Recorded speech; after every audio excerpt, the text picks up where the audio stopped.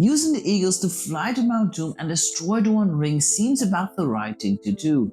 Well, if you are thinking this exact thing, then you are completely wrong. In fact, the quest would be a total disaster, and in today's video I will show you exactly why. I understand what you're thinking. These eagles, they are these massive big birds that can fly hobbits, dwarves, and even wizards. They can cover great distances and they have aided the free people before, so why not again? Well, first of all, let's make one thing clear. They are not Middle-earth's Uber service. They don't just show up whenever you need them to be. They show up because they want to aid you. They want to be there for you. You cannot summon them. And this is a common mistake that a lot of people make after seeing the Peter Jackson adaptation of The Lord of the Rings. Because in the movies, Gandalf uses this moth to summon the eagles to come rescue him on the Pinnacle of Orthanc. But in the books it goes completely different. Using a moth to summon the eagles is something that Peter Jackson had made up, and something that has never happened in the books. You see, the eagles only serve one, and that is Manwë, the Vala of the Air, King of Arda.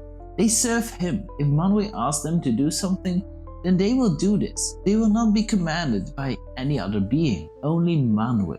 But they do aid the free people. They do. They have aided Gandalf a couple of times. They have aided the elves, men. They have aided Bilbo and the dwarves when they tried to escape from the goblins and the wolves. They do aid them, but that is on their own behalf, not because someone was summoning them. I just want to make this clear that this is how it works, how the eagles work. Let's just think that for one moment the eagles do decide to go and bring Frodo and the Fellowship to Mount Doom so they can destroy the One Ring. Let's for one moment think that this is actually the case. They would have been there in Mount Doom very quickly. Eagles can fly very fast and can cover great distances. But there is one problem that you might not have thought of. Mordor isn't your barren wasteland. It has Sauron, who is ever watchful. He would see this attack coming from miles away, and he would send up his Nazgul on their fell beast, attacking the eagles in a battle in the air.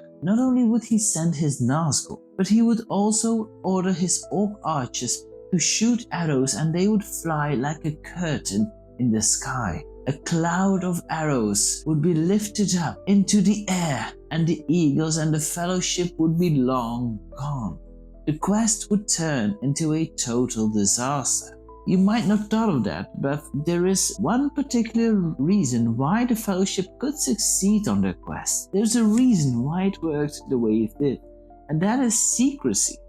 Secrecy was the key to complete the quest. If they would have used these eagles, then secrecy would be long gone.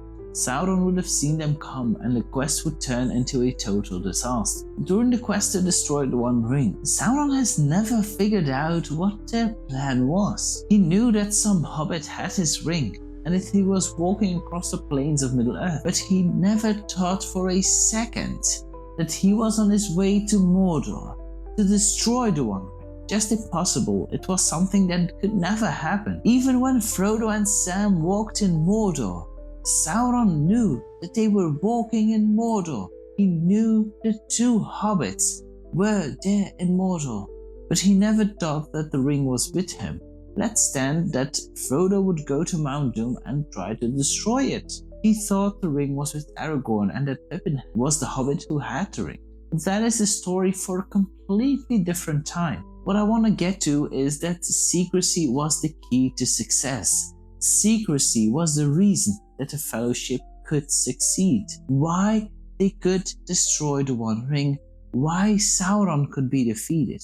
But secrecy was not the only thing that made the quest succeed, because each member of the Fellowship had played its crucial part to work towards the end goal, to go towards the destruction of the One Ring. And that even goes for Boromir.